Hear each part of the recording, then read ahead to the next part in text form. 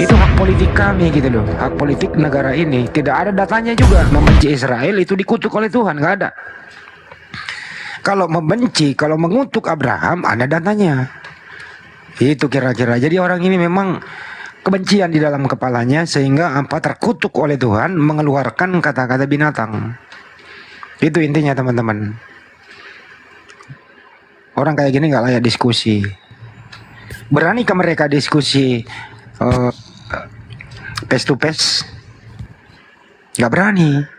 Mereka memang dipropaganda. Mereka memang didoktrin dari kecil untuk membenci Nabi Ismail keturunannya Abraham.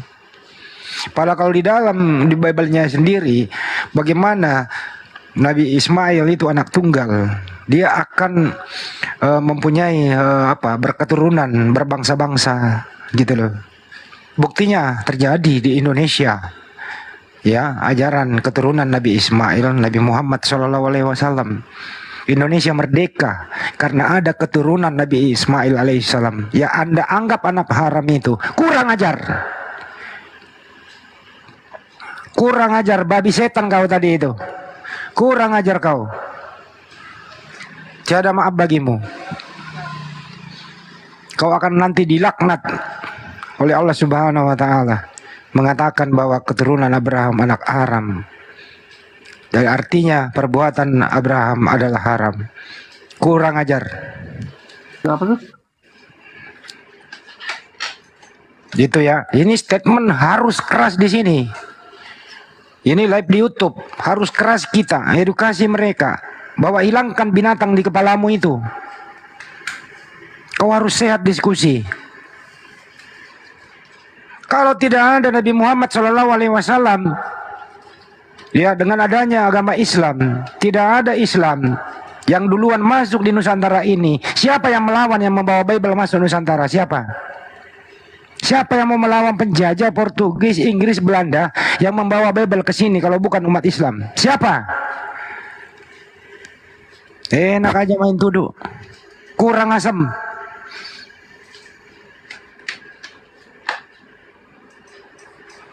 Data, fakta di depan kepalanya yang diingkari semua. Enak aja mengatakan Nabi Ismail alaihissalam adalah anak haram. Ketemu gua orang di depan kayak gini, gua tabok congornya, serius. Ketemu orang kayak begini menghina Nabi kami, gua tabok congormu. Belakang persoalan. Enak aja. Demi harga diri, demi agama ini, lo menista kayak begitu, gua hajar. Mari diskusi. Kalau kau mengatakan demikian, mana datanya? Kira-kira ya gitu ya. Sorry, ini memang harus dinaikkan tensinya. Sudah tua juga, berilmu juga kagak. Nista aja di kepalanya tiap hari. Semua perintah-perintah Tuhan dilanggar. Kami tidak disunat, kami bukan keturunannya. Yesus disunat, yang kau tuhankan. Jadi Tuhan mau keturunan Abraham. Jadi Tuhan mau punya nenek moyang gitu.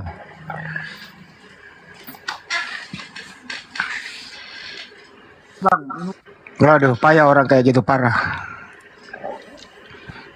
FIFA. Silakanlah yang berilmu, jangan menghujat. Ya. Assalamualaikum warahmatullahi wabarakatuh. Waalaikumsalam warahmatullahi wabarakatuh. Iya, lanjut kita yang pantau-pantau tadi. Aduh, makin gila mereka ini. Ngeri-ngeri Gini sedap. loh. Iya. Apakah kalian semua umat Islam yang mendengarkan di sini nggak merasa tersinggung kalau dikatakan Nabi Ismail itu anak haram? Kalian tersinggung nggak semua? Apa yang Anda lakukan kalau di depan mata mereka ada yang ngomong langsung, Anda dengarkan secara face to face mengatakan Nabi Ismail anak haram? Apa yang Anda lakukan? Kalau saya yang lakukan adalah gerakan tangan saya refleks akan menyentuh congor itu yang mengatakan demikian. Itu ada Nabi Isa pun ditempelin dia. Ada Nabi Isa pun ditempelin dia. Ya itu dia. Tuhannya sendiri dieksekusi kok nggak marah-marah gitu loh. Tuhannya diolok-olok oleh siapa? Oleh yang dia dukung itu. Yang dia dukung itu loh, pengolok-olok. Ya, akal apa namanya? Di balik ini semua itulah yang mempunyai andil kematian Tuhannya. Ngelok-olok, ditangkap, diludahin. Kenapa mesti didukung? Padahal dia otak pelaku pembunuhan Tuhanmu. Kenapa itu yang lu dukung? Dasar otak somplak, orang tua durhaka. Lah cukau lu, cukadama. Yang mana nih? Alamana nih cukadama. Mana nih Mbak ya? Labu roncong. Labu roncong. Jadi saya heran Bang Juma ya. Mereka ini kan tidak ada rasul ataupun nabi itu yang dimuliakan nama mereka. Mereka fitnah habis-habisan, semuanya utusan Tuhan. Tetapi bangga dengan ketololannya itu gitu loh. Ya, itu Gimana itu, Bang? dikarenakan itu karena dikutuk. Itu karena dikutuk. Orang-orang terkutuk itu otaknya nggak berfungsi dia. Nah, sedangkan kalau kita lihat di dalam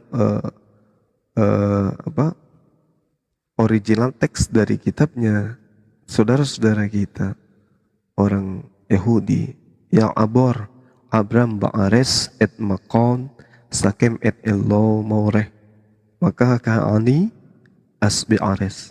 Jelas sekali kok di situ.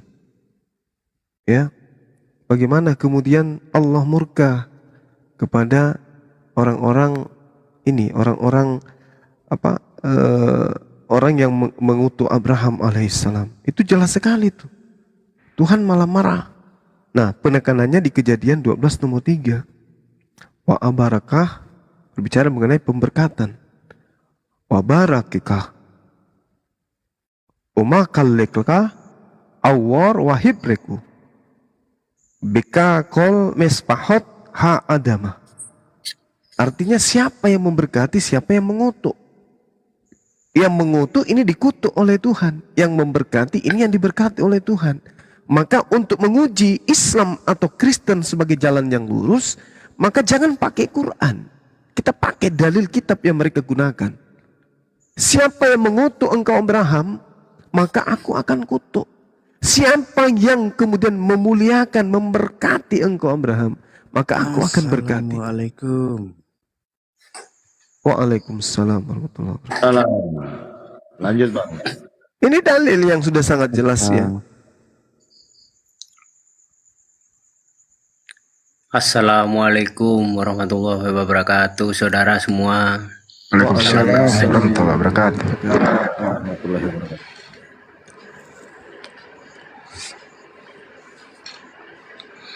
Saya kalau naik darah loh kalau begitu mengutuk Nabi Ismail, dibilang anak haram, kurang ajar bener tuh. Iya Bang Andi, dalilnya jelas loh. Wa abaraka dan Tadi aku saya akan yang mau saya tanyakan tadi ke orang yang Pak Tua tadi itu dari selir mana, dari kerajaan mana, malah keduluan turun dia mah. Ini suara saya kedengaran gak ya? Kedengaran banyak mak, agak kecil memang. Oh, Siap. siap. Asal bosi. Iya lanjut Bang, lanjut. Kalau gini suaraku kecil juga Bang Andi? Naikin dikit volume. Masih kecil? Masih di bawah sih. Kalau dikasih skor 60. Masih. Ya lumayan lah. Ci. Masih? Pecah nggak? Iya. Enggak sih. Oke. Udah cukup. Enak, Iya. aman. Silakan. Lanjut Bang, lanjut. Iya, dalilnya kita baca dulu ya. Wa abaraka. Ya. Dan aku akan memberkati. Me barekeka, mereka yang memberkati engkau. Ume kallelka, dan dia yang mengutuk kamu. Awar, aku akan mengutuknya. Wanibreku, dan akan diberkati. Beka padamu. Kol, semua. Mespehot, artinya keturunan atau keluarga hak adama yang ada di atas muka bumi. Jadi siapa yang kemudian memberkati Abraham akan diberkati. Siapa yang mengutuk Abraham akan dikutuk. Nah kita tanya nih, Islam ke setiap harinya itu melakukan pemberkatan kepada Nabi Ibrahim alaihissalam. Sedangkan mereka disibukkan dengan mengutuk dan membenci Nabi Ismail. Itu sama halnya membenci Nabi Abraham alaihissalam. Contoh tadi, mereka mengatakan bahwa Ismail adalah anak haram, Ismail anak budak, Ismail adalah anak selir. Coba, apa kurang? Ini kita belum berbicara dalil dalam kitab mereka. Keturunannya Abraham dikatakan sebagai orang yang mati terkutuk di atas tiang salib. Itu juga penghinaan kepada Abraham. Dikatakan bahwa ajaran yang datang dibawa oleh keturunan Abraham adalah ajaran yang disebut sebagai sengat maut, disebut sampah dan seterusnya. Tak ada orang yang bisa selamat dengan mentaati perintah-perintah itu.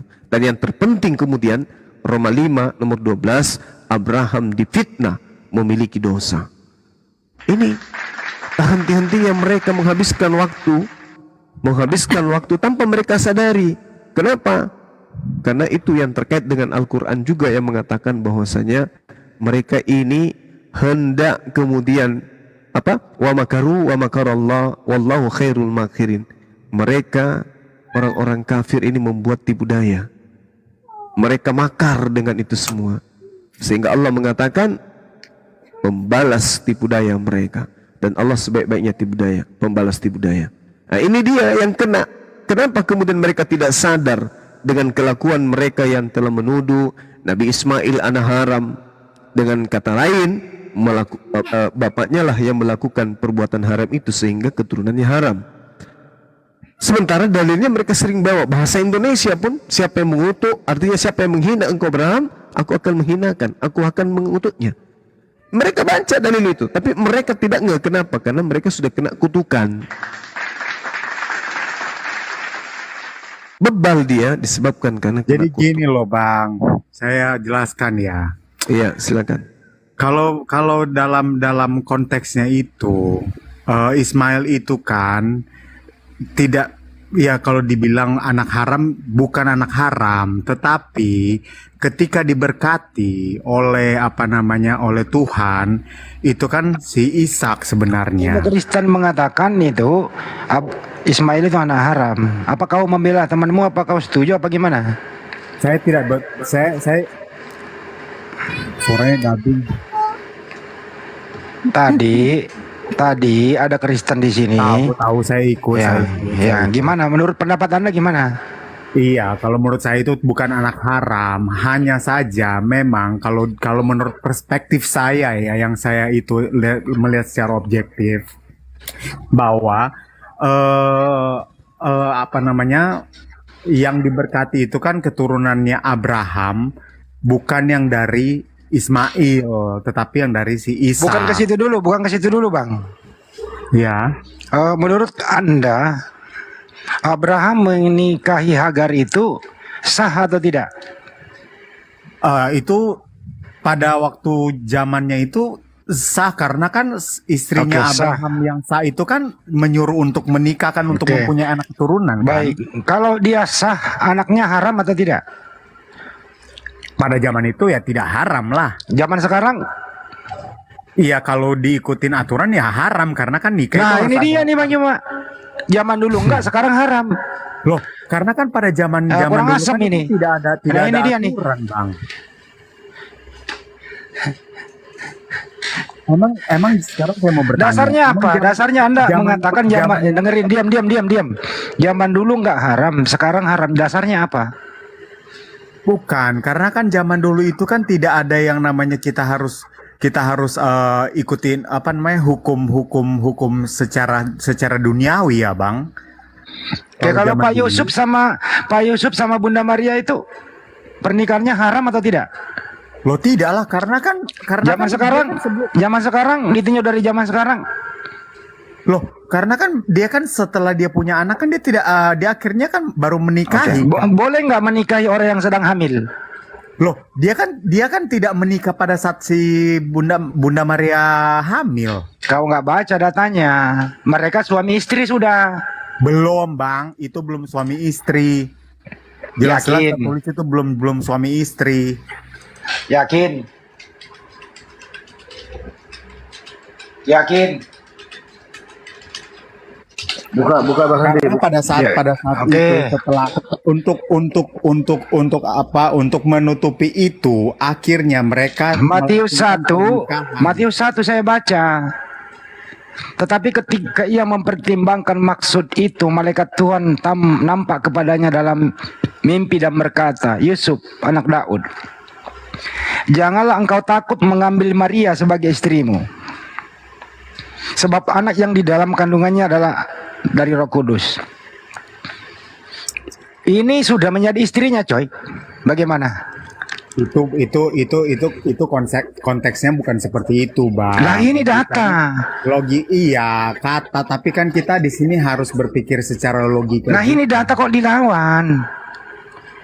Jangan hanya Nah ini dia nih Bang Jamal. Lanjut Bang Jamal. Dia nggak bersahabat dengan Bible-nya nih. Jadi gini Bung, begini. Anda tadi mengatakan bahwasanya dia bukan anak haram. Iya, si Ismail kan, Oke, Ismail baik. bukan haram. Baik, sekarang begini, Abraham minta apa sih kepada Tuhan? Diberkati. Minta anak. Iya, Nah, didengar enggak doanya? didengar sama Tuhan, tapi kan Oke. Oh, tunggu sabar. Oke, Jangan oke. tapikan, jangan berasumsi. Oke. Doanya Abraham, ya Allah, ya Rabb, berikan aku anak. Doanya didengarkan. Anak yang diberikan kemudian diberi nama Ismail. Anda tahu arti Ismail? Iya. Apa artinya? Nggak ngerti. Yang memberikan nama Ismail kepada anak Abraham itu adalah siapa? Si Hagar kan? Allah itu sendiri. Hendaklah Iya. engkau dari menamainya. dari Allah kepada Hagar, kepada Abraham dan Hagar kan, dan akhirnya Nah, dinamakan itu dia. Ismail kan? Nah, itu dia. Berarti arti daripada Ismail itu adalah Tuhan mendengarkan doamu, alias doamu dikabulkan. Abraham minta anak, Tuhan mendengarkan doanya, dikabulkanlah doa itu, maka dia diberi anak. Anaknya diberi Ismail. Berarti anak yang dijanjikan adalah Ismail. Anak tunggal adalah Ismail, anak yang dijanjikan adalah Ismail. Dua-duanya. Oke. Sekarang gini, Bang, kalau kita berpikir secara logika, pada zaman dulu itu kan kita harus berpikir secara logika dan iman ya, dan perasaan ya. Karena gini, ketika Bang Zuma di sini dijanjikan seorang anak, iya kan? Seorang anak itu dengan istri sahnya. Nggak usah ngambil analogi Bang, Nggak langsung ke bisa. topik. Sekarang kalau Anda mengatakan Sarah itu adalah istri yang sah, apa dasar pijakannya mengatakan Sarah adalah istri sah? Memang dari awalnya kan Oh, nggak bisa. Anda mengatakan Hagar itu istri tidak sah. Kenapa, Bang? Sorry, nggak ada dengar. Anda ingin mengatakan Hagar istri yang tidak sah. Hagar itu dijadikan istri yang sah ketika disuruh oleh berarti sah. Sarah kan? Karena ada Untuk mendapatkan perintah, keturunan, nikahilah. Jelaskan, Iya, untuk mendapatkan nikahilah. keturunan. Iya, Nah, saya tahu. nikahilah dia. Ada perintah. Nah, sekarang mana perintah nikahilah Sarah? Mana? Bisa Anda tunjukkan ke saya? Tertulis di mana itu? Lah itu kan sebelumnya memang mereka kan sudah menikah, Bang. Nah, Loh, kalau Hawa jelas Tuhan menciptakan menciptakan Adam seorang diri dan tidak baik bagi dia untuk seorang diri. Maka Tuhan menciptakan Hawa. Artinya Hawa dicipta memang diperuntukkan untuk Adam. Sah suami istri. Ukurnya untuk mengatakan pernikahan Sarah dan Abraham sah itu mana? Ada. Tertulis di mana? Maka datanglah Abraham bersama mempelai wanita laki-laki untuk mempersunding Sarah. Itu tertulis di mana? Ada? Tidak ada, Pak. Seketika disebut suami istri. Tapi kalau pembenarannya, bahkan orang yang sudah beristri pun diberikan izin oleh istrinya untuk menikahi Hagar. Artinya Hagar itu di atas daripada bukan nikah biasa dia itu, nikah yang sangat luar biasa. Jadi tidak ada patokan dia selir, dia udah, dan tidak ada. Kenapa? Karena justru istri yang menjadi istrinya Hagar pada saat Abraham pada saat itu meminta kepada suaminya untuk menikahi sang Siti Hagar.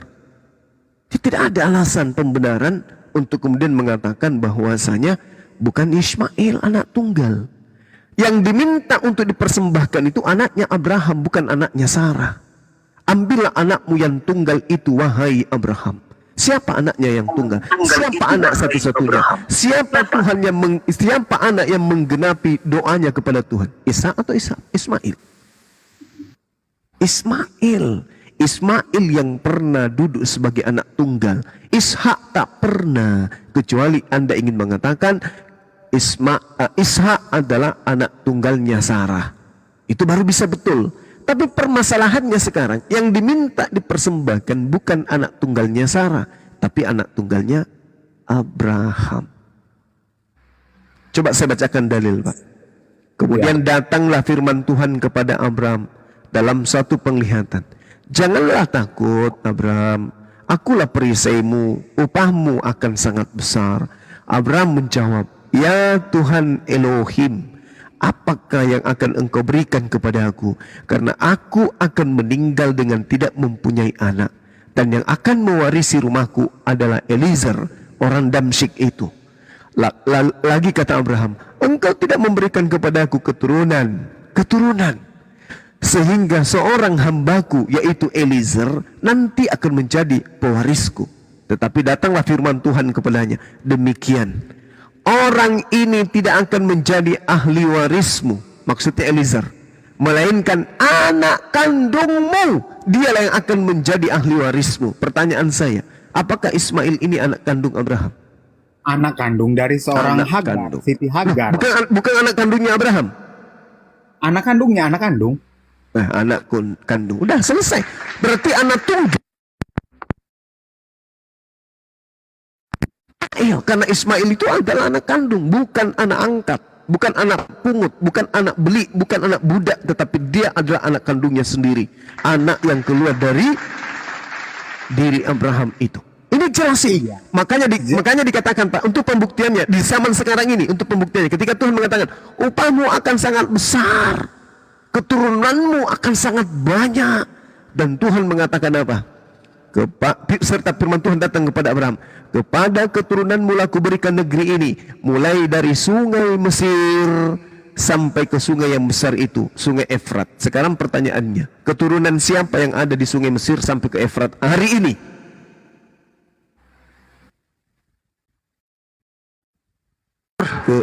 Keturunan Ismail alaihi salam.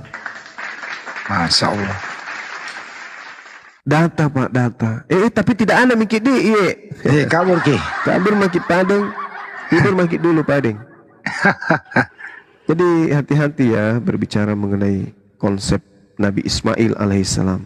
Jadi teman-teman, kita simpulkan bahwasanya berdasarkan apa yang tertulis di dalam Kejadian 12 nomor 3, aku Tuhan akan mengutuk, akan memberkati siapapun yang memberkati engkau Abraham, dan mengutuk siapapun yang mengutuk engkau Abraham. Maka kita lihat, kita angkat di permukaan, kita bedah di meja akademik. Siapa di antara dua agama ini yang memberkati Abraham? Siapa di antara kedua agama ini yang mengutuk Abraham? Rentetan oten demi oten yang kita naikkan di sini, otaknya hampir semuanya sungsang. Mereka tidak bisa membuktikan kalau agama mereka itu memberkati Abraham, karena pada dasarnya dari lahir mereka diajarkan untuk membenci Nabi Ismail alaihissalam, membenci keturunan daripada Siti Hagar, membenci daripada ajaran dari keturunan Nabi Ismail alaihissalam.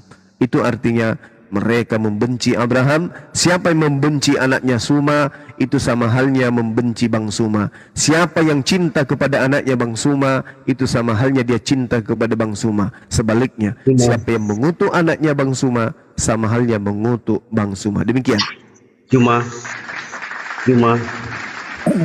Apa sih Saya Juma? tidak dengar, Pak. Boleh menyanggah. Silakan. Apa yang mau Jangan disanggah? susang juga ya. Anak tunggal Abraham itu boleh disanggah. Ya boleh. Hah? Boleh.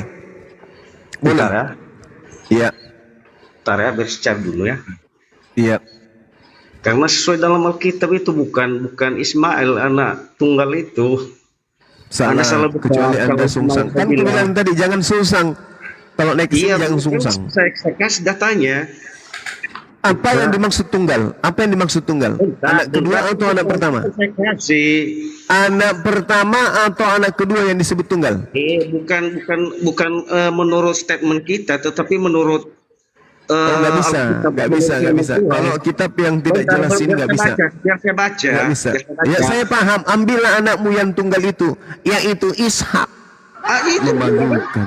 kan bukan statement Anda, bukan versi Anda, tetapi versi firman Tuhan. Memalukan. Versi Taruh banyak, Pak. firman Tuhan. Ini harus bukan versi diluruskan kamu, ini orang ini. bukan pikiran. Mana kakak Ismail atau Ishak? Bro, mana kakak Ishak atau Ismail? Yang mana yang kakak? Bukan versi Anda itu. Enggak, ini saya nanya baik-baik loh. Mana Iya, yang biar saya kasih, biar ini saya kasih ditanya datanya. baik-baik, ditanya baik-baik. Ah. Mana yang kakak Ismail atau Ishak? Bukan masalah kakak adik, bukan masalah. Aduh, benar-benar tidak bawa akal naik. Kan anak tunggal ini. Iya, anak tunggal itu artinya anak satu-satunya. Dia anak satu-satunya kan dua anaknya itu. Anak dari Anak satu-satunya dua. dua anak Abraham, dua Ishak sama Hagar. Jelas itu. Ya, yang mana yang pernah mengalami anak sendiri semata wayang? Siapa di antara keduanya? Bukan versi Anda, Nggak bakal tetapi jawab firman dia. Tuhan. Gimana ceritanya ini? Firman Tuhan itu bukan asumsi, bukan asumsi dibuat. Ini hanya ada namanya tunggal itu yang engkau kasihi, yang ini Ishak. Gak usah diputar, lu ditanya baik-baik. Dengerin pertanyaannya, jangan diputar. Dengerin. Gunung. Dengerin pertanyaannya. Dengerin. Jangan pelari. Anda Lu kalau ngoceh terus Terjemahan gua Anda turunin itu ya. nggak bisa nipu akal, Bang. Buku terjemahan Anda itu nggak bisa menipu akal. Nggak bisa. Anda mengklaim Buku Lu dibawa aja dulu Anda dengerin. yang hanya terjemahan yang tidak ada sanad dari Nabi Musa itu tidak bisa dijadikan sebagai acuan. Justru dengan adanya penambahan yakni Ishak membuktikan kitab saudara tidak murni lagi. Karena hanya orang gepeng yang bisa percaya anak kedua disebut sebagai anak tunggal. Hanya orang gimpe kepalanya yang bisa percaya sebuah buku yang menuliskan bahwa anak kedua itu adalah anak tunggal. Hanya orang yang tertutup lemak babi otaknya yang bisa percaya kalau Isa itu adalah anak pertama. Belajar dulu, Dik. Jangan tiap hari hanya makan ban dalam mobil supaya bisa berfungsi itu otak. Bang Sumat, tapi bagus pertanyaan Bang Handi. Siapa yang pernah menjadi anak tunggal kan gitu? Iya. Iya. Ya di sini kan cuma Itu dia makanya. meroncong. Tidak bisa. Bagaimana ceritanya anak kedua mau jadi anak tunggal? Itu sama halnya memaksakan benang basah untuk tegak. Susah. Tidak bisa. Karena memang gini loh banyak. Memang sengaja dihilangkan di sana itu. Sengaja dihilangkan. Iya. Orang kan nggak bisa nggak bisa fakta nggak bisa dihilangkan, gitu ya. Lu roba-roba redaksinya ya silahkan. Tapi faktanya adalah Ishak nggak pernah menjadi anak tunggal karena dia punya kakak. Ismail anak tunggal karena dia tidak punya kakak. Dia sendiri waktu itu. Nanti setelah ya Abraham dan Sarah ya turun ada malaikat saat 3 orang itu menemui Abraham, dijamu oleh Sarah. Disitulah setelah itu diberilah anak namanya Ishak. Makanya baca Bible-mu dengan baik, jangan didoktrin coy. Oke, gini Bang, kita berdiskusi baik-baik ya. Saya terserah ini mau diterima atau tidak. Tetapi kan kita di sini berpikir, berlogika, tidak hanya menggunakan data, tetapi Ini pertanyaannya gini, Bardikari. Pertanyaan ini, yang anak tunggal itu Ismail atau Ishak? Itu dulu. anak tunggal itu dari Sarah ya Ishak, anak tunggal dari Ismail, anak tunggal dari si Hagar ya Ismail.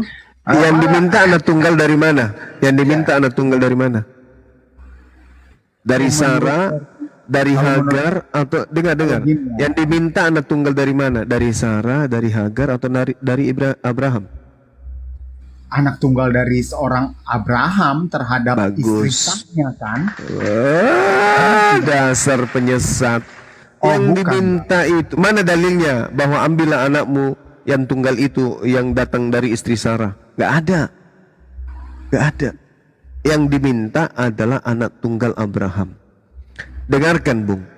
Kalau Anda membaca Kejadian 22 nomor 1, tujuan daripada Tuhan meminta anak tunggal Abraham itu adalah untuk menguji Abraham, menguji kesabarannya, menguji keikhlasannya. Pada saat dia puluhan tahun kemudian, puluhan tahun kemudian dia minta anak. Begitu di hari tuanya diberikan anak sematawayang, Allah menguji untuk minta kembali anak tersebut. Apakah Adam ini ikhlas? Apakah Adam ini sabar? Maka status lagi cinta-cintanya, lagi sayang-sayangnya, lagi bahagia-bahagianya, lagi di dalam puncak kesenangannya terhadap anak sematawayangnya, kegagahannya, tiba-tiba Tuhan datang meminta anak itu tersebut. Kalau anaknya sudah 2, diminta 1, pasti Abraham mengatakan, ya sudah ambillah, masih ada 1 kok. Berarti tidak menguji kesabaran, tidak menguji keikhlasan.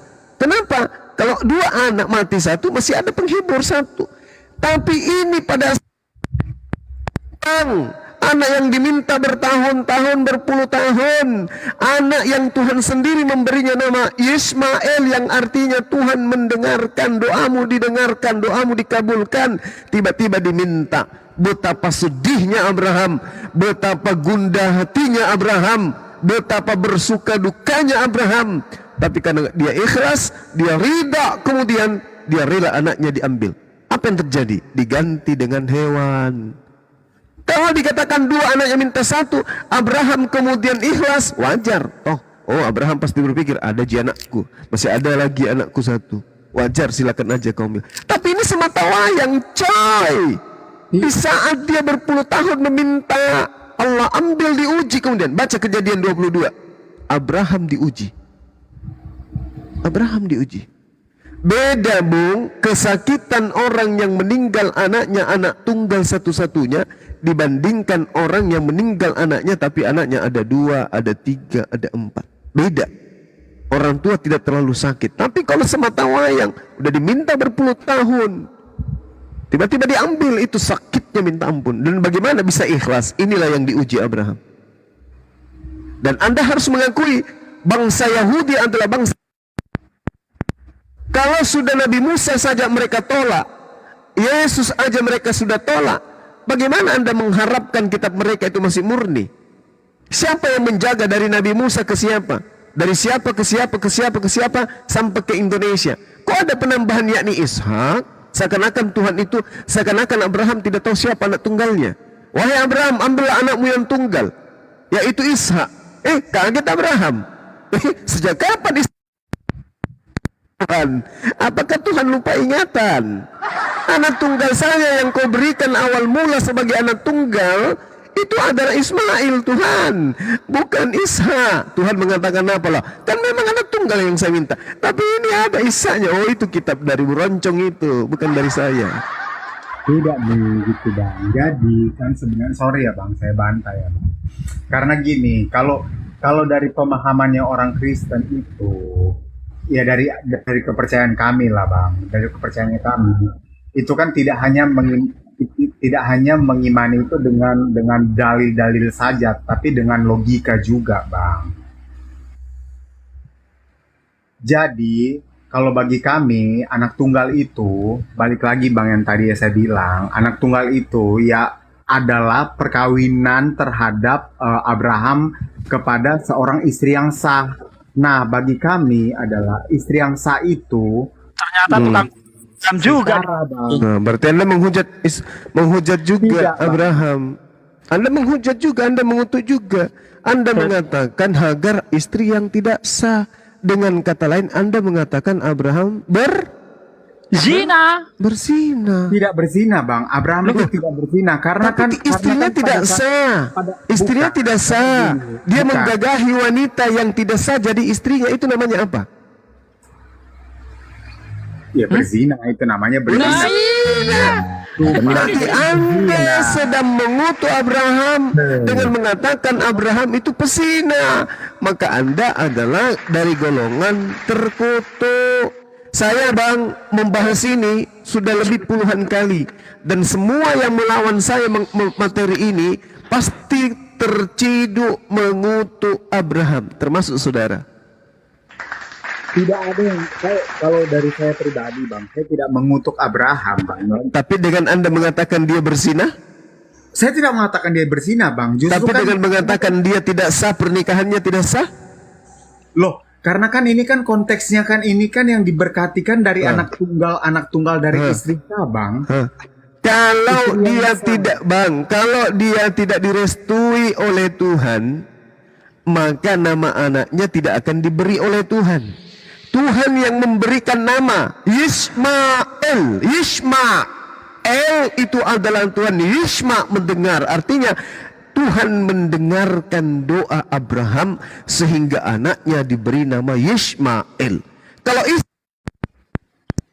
tertawa, kenapa bisa tertawa? Karena pada saat itu Sarah sedang menghinakan Tuhan. Sarah sedang mengolok-olok Tuhan. Sarah sedang menghina Tuhan.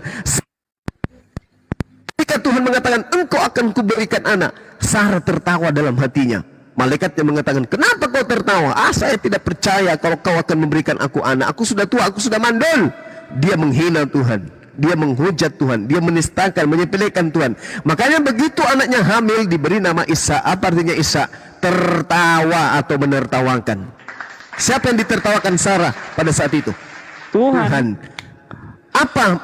Apa akibat daripada menertawakan Tuhan? Apakah itu baik? Menghina Tuhan, menghujat Tuhan, merendahkan Tuhan, menyepelekan Tuhan. Itu apa itu maksudnya? Nyinyir terhadap Tuhan. Itu apa maksudnya? Makanya anaknya bernama Ishak. Tertawa atau menertawakan Tuhan. Menghinakan Tuhan itu sama dengannya. Tapi kalau Ismail, doa-doanya Abraham, keinginannya Abraham, keharapannya Abraham dipenuhi oleh Allah. Minta anak, diberikan anak. Maka Allah yang memberikan nama kepada anaknya dengan Ismail. Artinya, anakmu lah, inilah upah dari doamu.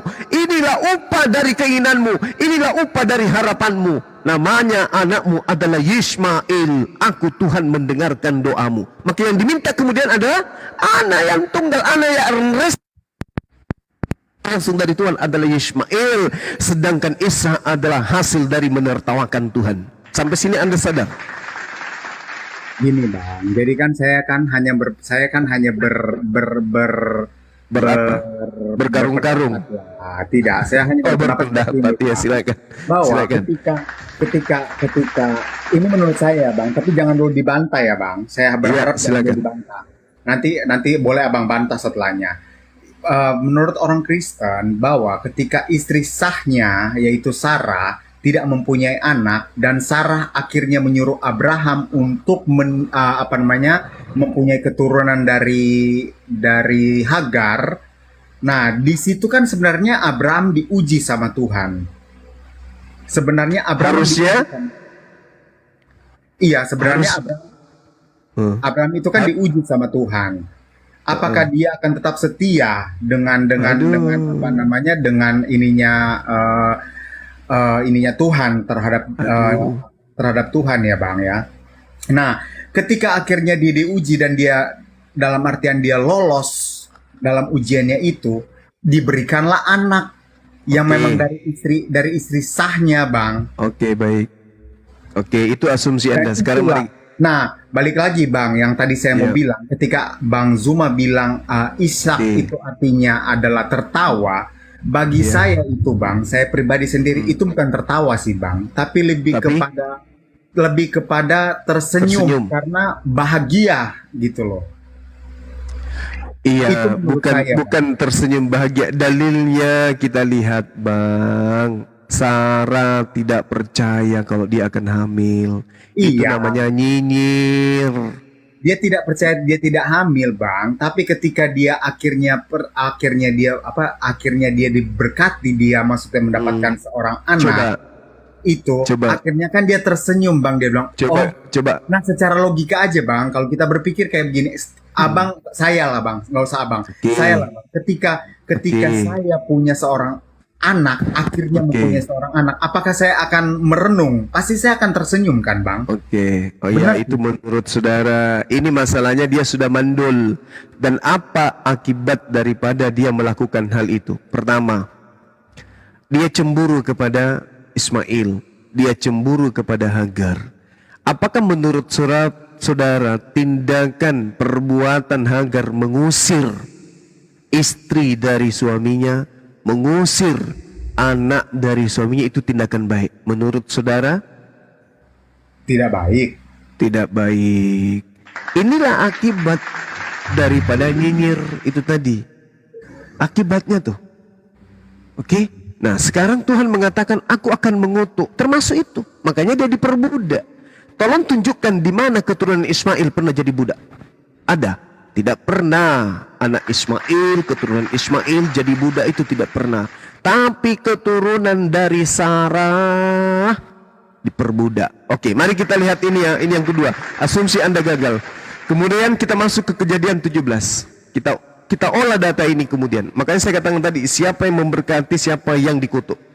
Di dalam Kejadian 17 Tuhan mengatakan begini, aku Tuhan, pencipta langit dan bumi, akan mengadakan perjanjian antara aku dan engkau Abraham. Satu, janjiku kepadamu wahai Abraham adalah aku akan membuat engkau keturunanmu sangat banyak. Oke? Ya. Tuhan berjanji kepada Abraham, keturunannya akan sangat banyak. Sekarang mari kita lihat. Janji Tuhan ini dipenuhi oleh keturunan Sarah atau keturunan Ismail? Coba jujur, Bang. Keturunan Ismail. Mantap. Satu ya. Ya. Satu. Oke, satu. Kemudian Tuhan mengatakan, dari pihakku inilah perjanjianku dengan engkau. Engkau akan menjadi bapak sejumlah besar bangsa. Ini perjanjian kedua. Engkau akan menjadi bapak sejumlah besar bangsa. Siapa yang membuat Abraham menjadi bapak sejumlah besar bangsa? Dari Ishak atau dari Ismail? Dari keturunan dari anaknya yang Ismail.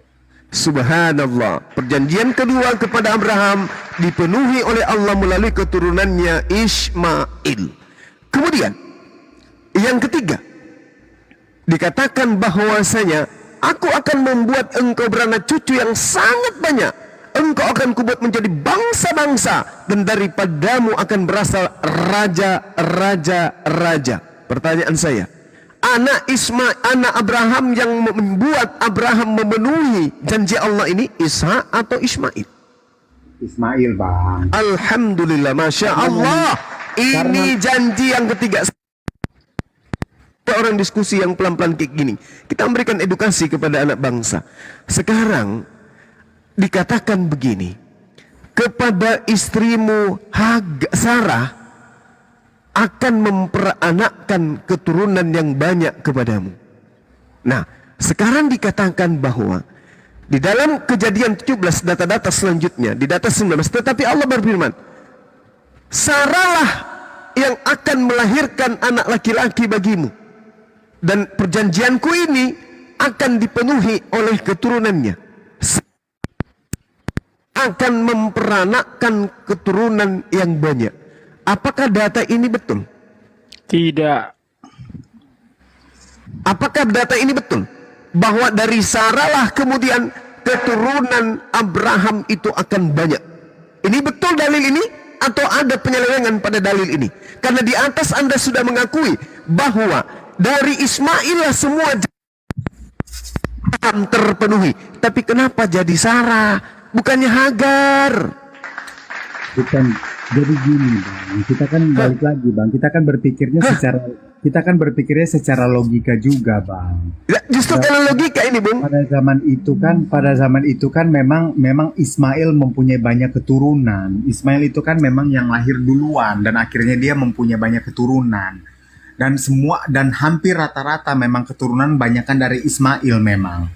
Di bangsa Saudi, di bagian timur lah bang, bagian timur kita bisa dibilang bagian timur. Bang, dikatakan begini bang, maaf ya.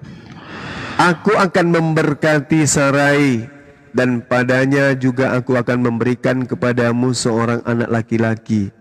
Bahkan aku akan memberkatinya sehingga ia menjadi ibu bangsa-bangsa. Raja-raja bangsa-bangsa akan lahir daripadanya. Apakah ini betul? Tidak. Tidak pernah terjadi pada Sarah. Harusnya di sini adalah Hagar. Tapi karena ini adalah kitab yang diturunkan kepada bangsa Tegar Tengku, apapun bisa dibuatnya berubah. Makanya Al-Quran mengatakan, ya ahlal kitab, lima talbisunal haqqa bil batil wa taktumul haqqa wa antum ta'lamun. Wahai ahli kitab, mengapa engkau memutarbalikkan firman Tuhan yang hak menjadi batil, yang batil menjadi hak. Inilah yang terjadi. Jadi kalau saudara mendudukkan perkara ini dengan logika, dengan akal, Anda maksudkan di atas saudara mengakui bahwa yang dijanjikan, yang memenuhi janji Tuhan kepada Abraham melalui keturunan Ismail. Tapi kenapa justru yang melahirkan anak-anak raja-raja bangsa-bangsa menjadi keturunan yang sangat banyak adalah Sarah? Siapa sih sebenarnya ibu daripada Ismail? Sarah atau Hagar? Hagar. Berarti seharusnya yang tertulis di sini adalah Hagar, tetapi kok muncul nama Sarah? Sama itu tadi, ambillah anakmu yang tunggal, yaitu Ismail, bukan Ishak.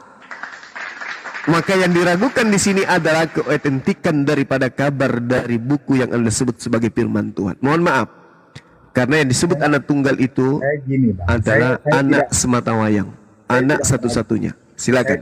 Saya tidak meragukan dengan apa yang saya percayakan bang, karena gini, saya pun mengikuti kok apa yang diperintahkan oleh Tuhan. Saya juga disunat satu, saya tidak memakan babi, saya tidak memakan anjing, saya tidak memakan makanan yang haram atau kuku berbelah, even kelinci pun saya tidak makan bang. Nah, tetapi Yesus kan, Anda sembah. kenapa? Tapi Yesus Anda sembah. Ya karena itu yang kami percaya bang. Ya udah, lanjut, silakan. Ya logikanya seperti itu aja. Iya, Abraham sendiri menyembah cucunya enggak? Abraham tidak menyembah cucunya lah. Berarti Anda tidak mengikuti ajaran Abraham, bila Abraham, karena Abraham itu diajarkan menyembah hanya kepada Elohim. Anda menyembah kepada cucunya manusia Abraham yang menyembah kepada Elohim. Berarti Sekarang antara gini, Anda Bang. dengan Abraham berbeda konsep. Bukan, Kan gitu, sekarang Bang. gini bang, kan ketika di Alkitab saja, di kitab kami saja sudah tertulis kan, sebelum Abraham ada saja Tuhan sudah ada bang. Itu Ya sudah Tuhan, tertulis, memang Bang. betul. Jangankan Tuhan, Itu ada kan di Alkitab kan, di kitab kami lah bang. Abang itu kalau abang Iya. baca pasti tahu kan bang. iya tahu, Memang ada, tahu. kan? Tapi Nah, sayangnya justru kita ada sebelum bumi dijadikan. Berarti Yesus kalah dong dari kita. Kita lebih menang berarti. Gimana itu? Bukan, Yesus itu kan datang ke dunia kan sebagai manusia bang. Nah, terus?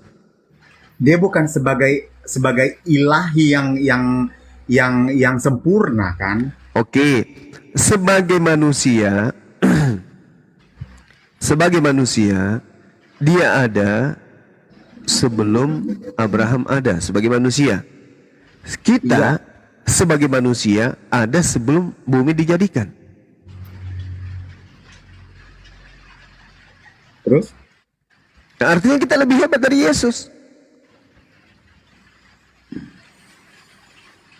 bukan masalah begitu bang, ini kan yang disempurnakan atau apa namanya yang diperjanjikan itu adalah pada akhir zaman orang akan berpikir itu bahwa sang penebus itunya kan Tuhan, Bang. Si Yesus, Bang, maksud saya.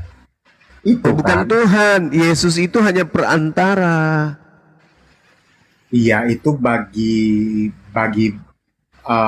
teman-teman sekalian, Bang Lah, Zuma Kisah Para dan Rasul 2 nomor 22 boleh Anda baca. Saudara boleh bacakan kita di sini. Oke, bacakan, Anda yang baca. Yang Muslim jangan baca, biar saudara kita ini yang baca. Bentar, Bang. Bentar. Silakan. Kisah Para Rasul berapa, Bang? 2 nomor 2.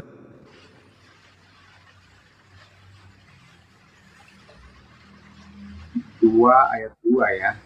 Siap. Kisah Para Rasul 2 nomor 22. Oh, 22. Yes.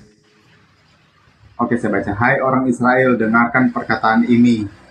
Yesus orang Nazaret, seorang yang dinyatakan di antara kamu oleh Allah dengan hal-hal ajaib, mujizat-mujizat dan tanda-tanda yang telah Allah tunjukkan di antaramu melalui Dia, seperti yang kamu ketahui. Ya, jadi Yesus itu Allah sendiri atau perantara Allah? Dia datang ke dunia sebagai manusia, Bang, sebagai perantara, Iya, sebagai perantara. Ia Berarti menebus dosa. dia Tuhan atau perantara Tuhan? Pada saat dia datang ke dunia, dia sebagai manusia, dia sebagai perantara, Bang. Nah, itu berarti Yesus itu bukan Tuhan, dia perantara. Ya memang ketika dia datang ke dunia itu dia bukan sebagai Tuhan, Bang, tetapi sebagai manusia, sebagai perantara, sebagai Injil, Bang. Karena dia sebagai perantara itulah makanya dia bukan Tuhan. 2 Korintus 5 nomor 18, semua itu dilakukan oleh Allah melalui Yesus. Kisah Para Rasul 4 nomor 27 sampai nomor 30, semua itu dilakukan oleh Yesus, hambanya yang suci. Jadi Yesus itu bukan Tuhan, dia hanya perantara. Bayangkan dalil yang sudah sekencang itu ditulis tidak ngeh. Kenapa? Karena Anda sedang dalam keadaan dikutuk. Ini kutukan kepada saudara, sampai hal-hal yang tertulis dengan terang pun Anda tidak bisa pahami. Al-Quran mengatakan kenapa Anda tidak bisa membaca kebenaran? Saya baca. Volumenya karena agak putus-putus, Bang. Iya, terjemahan barunya dengarkan. Hai orang-orang Israel, dengarlah perkataan ini. Yang aku maksudkan adalah Yesus, manusia dari Nazaret, manusia yang telah ditentukan Allah dan yang dinyatakan kepadamu dengan kekuatan-kekuatan dan mujizat-mujizat serta tanda-tanda yang dilakukan oleh siapa yang melakukan? Yang dilakukan oleh Allah dengan perantaraan Yesus. Jadi yang melakukan Allah, tapi melalui perantaraan hambanya bernama Yesus. Anda Tuhan untuk melakukan mujizat, maka Anda pun melakukan mujizat. Tapi dari Tuhan yang telah memilih Anda untuk melakukan mujizat. Makanya di Kisah Para Rasul 2 nomor 22 ini jelas Allah lakukan adalah mujizat, tanda-tanda dan kekuatan yang Allah lakukan melalui manusia bernama Yesus. Makanya Yesus mengatakan, aku tidak dapat berbuat apa-apa dari diriku sendiri, tapi faktanya kamu bisa membangkitkan orang mati. Itu karena Tuhanku yang melakukan melalui perantaraan aku. Iya, karena kan memang dia kan pada waktu datang ke dunia itu kan sebagai manusia, Bang. Dia kan hanya perantara, tetapi itu kan atas dasar ilahi, kuasa yang di atas kan, Bang. Iya, oleh karena itulah saya katakan Yesus bukan Tuhan, karena dia perantara saja. Memang pada waktu kami juga percaya pada waktu dia di dunia, dia bukan sebagai Tuhan tetapi sebagai manusia, Bang. pada saat dia sebagai manusia, Tidak salah sabar. dengan statement saya kan, pada saat dia di Iya, dunia, iya, dia iya, adalah oke, sebagai manusia. oke. Pada apakah dia bisa melakukan apa saja? Dia menyembuhkan orang sakit, dia Enggak, bukan itu. Kalau itu tentang Sorry, itu. Bang. Putus-putus bang, agak dikecilin lagi bang mungkin volumenya. Oke, volumenya besar kali ya. Nggak tahu, jadi Kalau agak begini? saya agak putus-putus, kedengarannya putus-putus. Oke, lanjut. Teman-teman yang lain suara saya gimana? Ada putusnya bang. Oke. Banyak Baik. putus-putus. Oke, baik. Nah, sekarang sebagai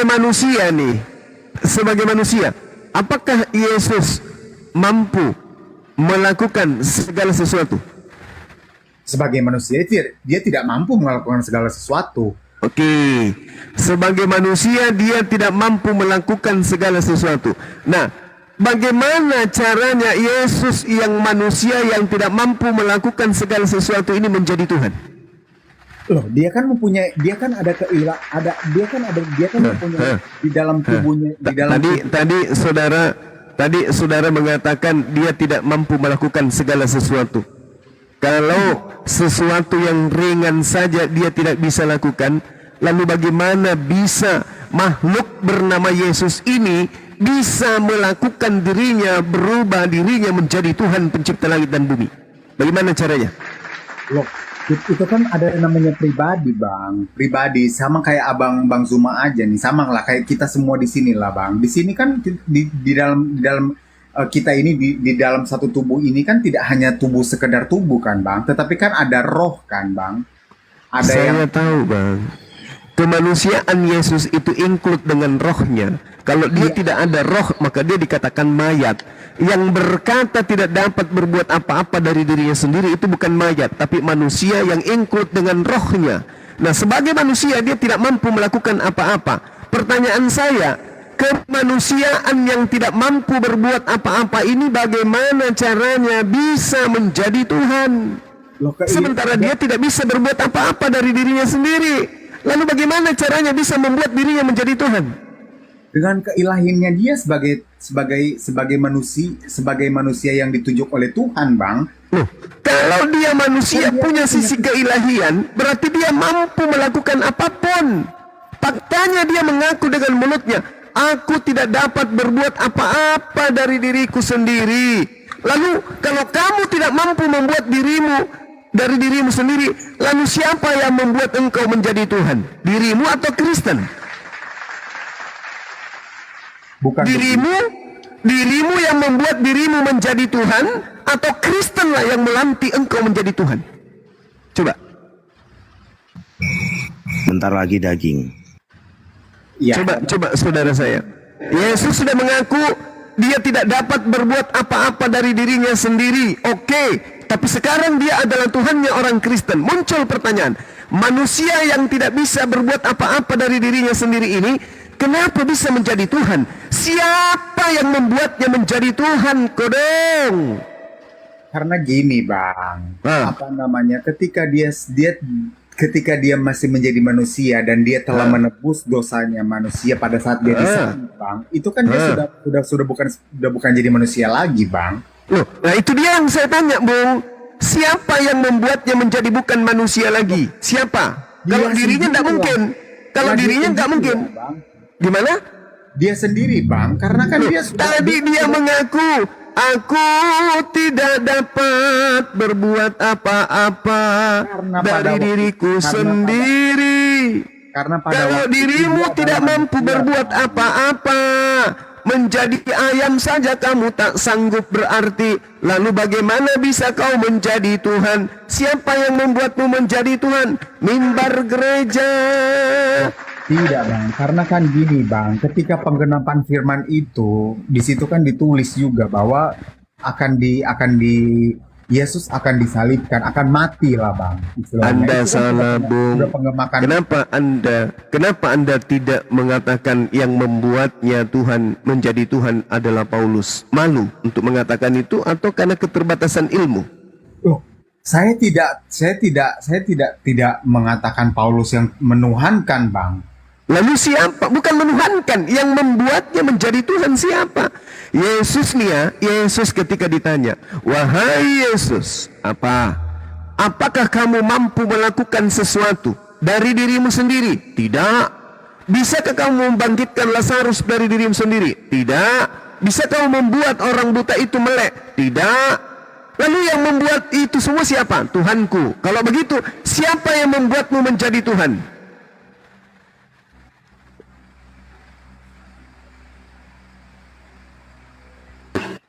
Paulus, Bang.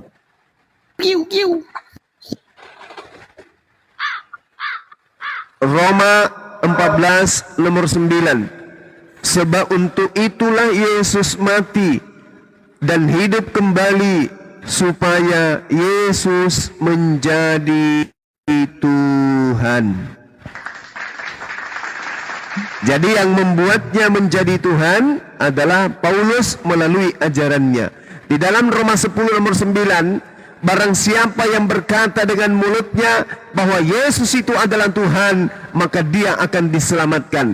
Jadi yang membuat Yesus itu menjadi Tuhan, ini adalah hasil ajaran dari Bapak Tarsus di Antioquia bernama Bapak Paulus Kristus.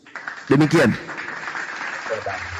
Ya itu ya kalau menurut saya ya itu terserah, Bang. Tapi kan kalau kita kalau dari kami umat kami berpikir atau mempercayainya bahwa ya Yesus itu sebagai Tuhan, Bang, itu aja sih.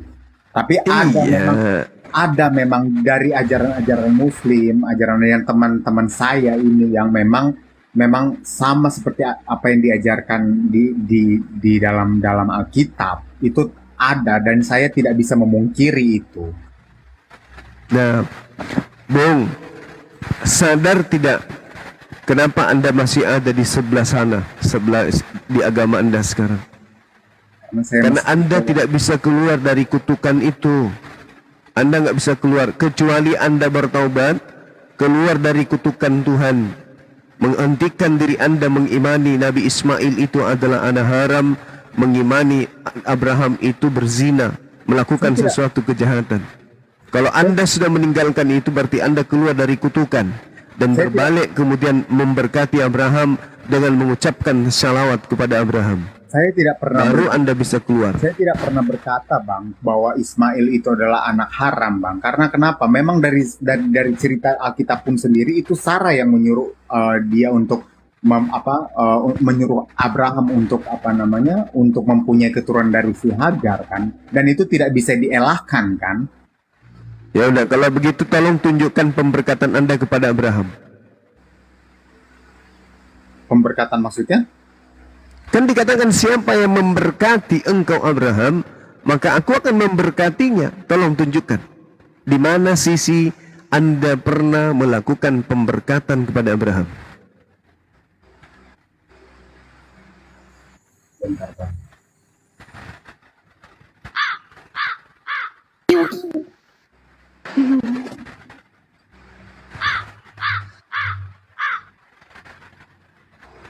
Kubrak. Berat, pertanyaan berat. Ini kedagingan nih, berat. Iya, yang memberkati Abraham itu kan ya Allahnya ya Allah lah, Bang.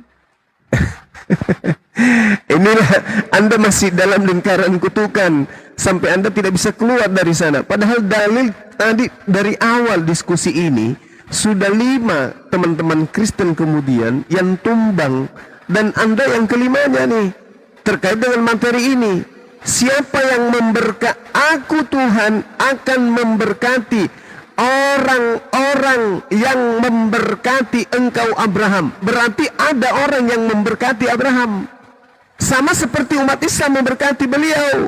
Allahumma salli ala Muhammad wa ala alihi sayyidina Muhammad kama sallaita ala Ibrahim wa ala alihi sayyidina Ibrahim. Setiap hari umat Islam tak henti-hentinya melakukan pemberkatan kepada Nabi Ibrahim di dalam sholatnya. Tahiyat awal, tahiyat akhir, Mereka senantiasa melakukan pemberkatan kepada Abraham atau Ibrahim alaihissalam. Sedangkan Kristen sibuk mengutuk Abraham. Abraham anaknya zina, Abraham tidak sah istrinya, ini dan itu dan ini dan itu dan ini dan itu. Kristen dari lahir dididik untuk mengutuk Abraham. Kristen dari lahir diajarin kemudian untuk melaknat Abraham, dengan tidak mengakui kemudian Ismail sebagai anak tunggal, dengan tidak mengakui kemudian Hagar sebagai istri yang sah. Itu sama halnya Anda menuduh Abraham sebagai pesina. Dengan demikian Anda mengutuk. Jadi kalau berat Anda menerima apa yang tertuang di dalam Bible, itu karena saudara telah dalam lingkaran kutukan itu. Bayangkan aja yang kita bahas barusan ini. Apa yang saya tanya kepada saudara?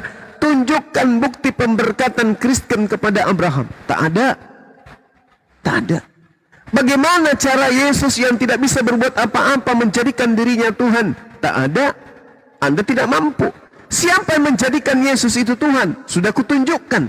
Paulus. Tapi Anda tetap saja menolaknya. Anda tetap dalam kungkungan kutukan. Sehingga logika beragama dan kepercayaan Anda itu tidak main. Padahal ketika kita ingin masuk ke dalam sebuah keyakinan, maka keyakinan itu harus satu gelombang, satu irama, satu koridor, satu jalan, satu ketukan dengan akal dan wahyu. Di luar daripada itu, syeshat. Sekira begitu, Bung. Oke. Ya, silakan dengan yang lain. Ya tidak apa-apa. Yang penting ya kita cuma hanya berdiskusi saja. Yes, betul. Bagi kami kalau saya pribadi sendiri saya tidak membenci, dan saya hanya ingin menyamakan atau membandingkan sedikit terminologi atau persepsi dari teman-teman saya sendiri pribadi, itu aja sih. Silakan. Oke, Bang. Itu aja. Oke. Terima kasih Bang Suma. Baik. Bang Teman-teman baik-baik saudaraku berdikari. Terima kasih banyak. Assalamualaikum warahmatullahi wabarakatuh, Bang. Waalaikum, semangat subuh saudaraku. Teman-teman, di sini sudah pukul 3. Apakah kita rehat aja dulu? Ditambah hujan deras. Kasihan juga kalau semakin banyak yang naik ke atas dikutuk. Bang, aja Bang ya, terus aja kita.